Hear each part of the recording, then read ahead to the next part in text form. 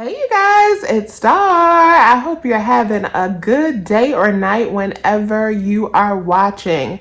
So yes, y'all, we're back reporting live from the stockpile. Last couponing 101 video, we were in the kitchen because I had something to film in there.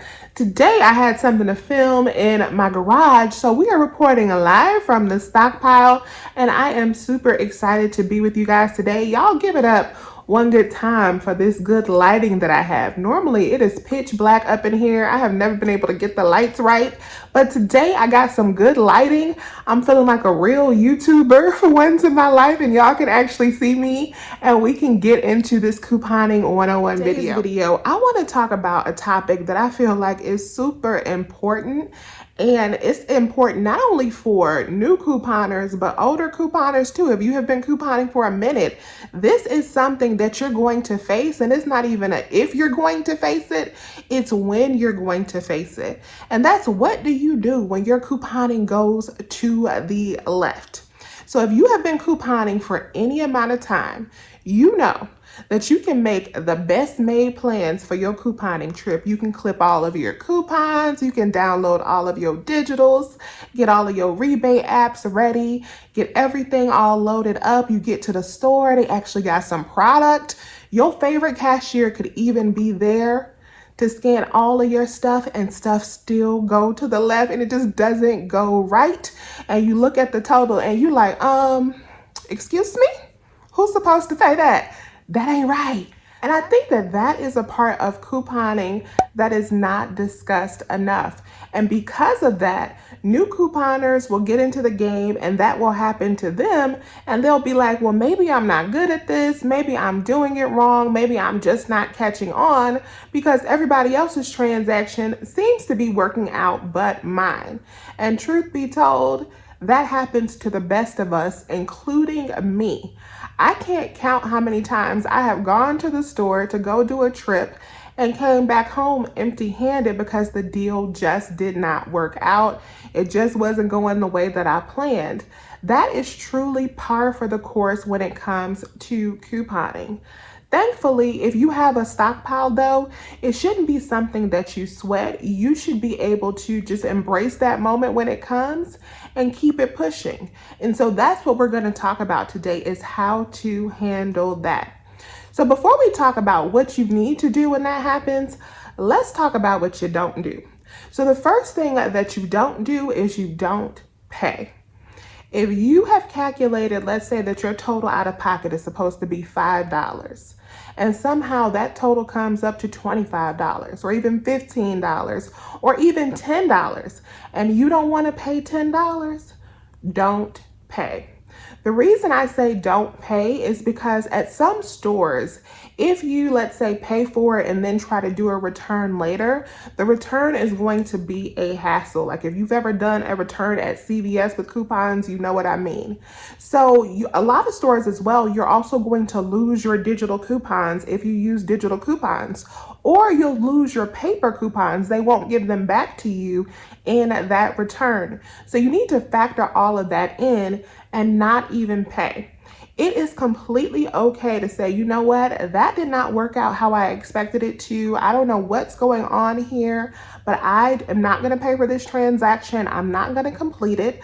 I will put these items back if you would like me to, so that the store employees don't have to put them back. Give them that courtesy of putting everything back on the shelf for them, but do not pay. And it's okay. Take some time away, step to the side, regroup, and see if you can figure out what went wrong. See if you can run the numbers again, or look and see maybe a digital didn't come off because you didn't have it clipped. If you can figure out what happened, then just fix it and get back in line and do it again, and hopefully the transaction will work out. But if you can't figure out what happened, or maybe the system is having a bad day, then just go on ahead and go home and do not pay. Sometimes, especially with digital couponing, digitals are not attaching right maybe on the first day of the sale. So maybe you're shopping on Sunday and on Monday it will be working. So sometimes it's just as easy as stopping it. And I know some of you guys are like, oh, but I just feel all of this anxiety and feel like I have to pay. I promise you it will be okay. Offer to put it back on the shelf and keep it moving. And most of all, keep your money in your pocket. In order to make sure that your couponing is successful as possible, there are certain things that you need to do before you get up to the register, and you need to do them every single time.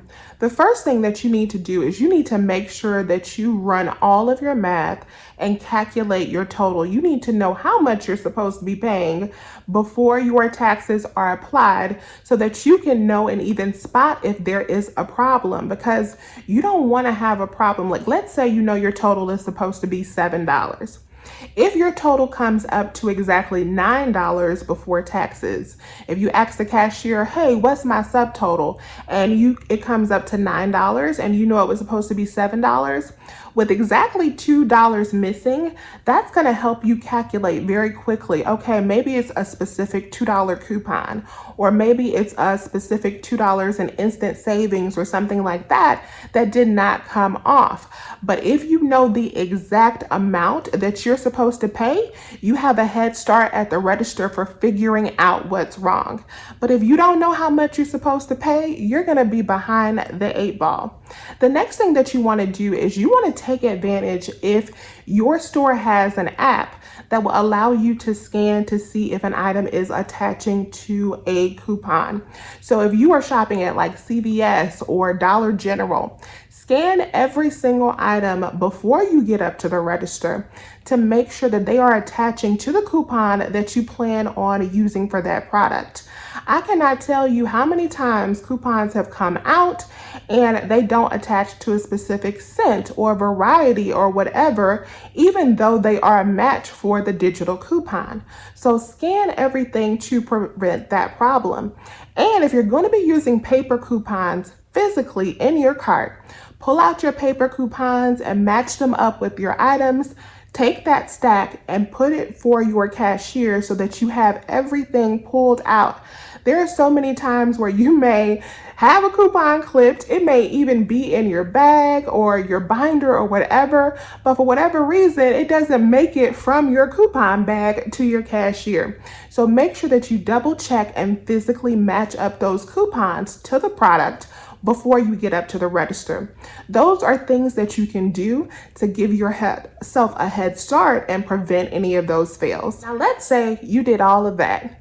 You calculated your total, you scanned all of your items, you pulled all of your paper coupons, you had all of your stuff organized and together, and baby, it still didn't work.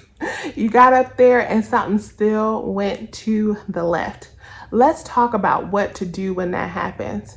The first thing is, don't feel bad. I know that's hard. You kind of feel like, oh, I planned all of this and it's just not working.